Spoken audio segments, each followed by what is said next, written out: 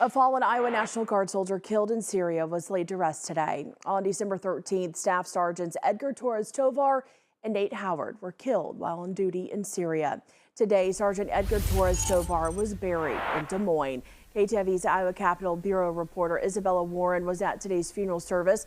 She joins us live tonight from Des Moines. So, Isabella, as we've been saying throughout the show, just a true American hero honored today.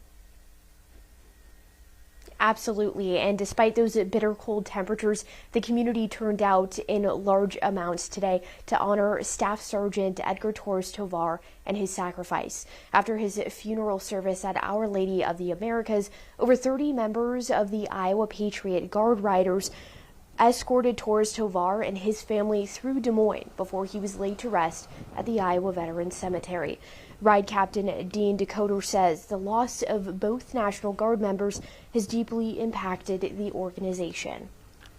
Your heart hurts for those two individuals that were killed doing what they were supposed to do, is to give us our freedoms.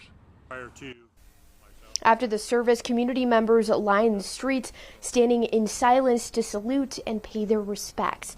The soldier's family invited the public to join them in honoring Staff Sergeant Torres Tovar on his final journey. Both Torres Tovar and Staff Sergeant Nate Howard arrived back in Des Moines on Christmas Eve. Staff Sergeant Howard was buried in Marshalltown on Saturday. He was also escorted by the Iowa Patriot Guard Riders. In Des Moines, I'm Isabella Warren.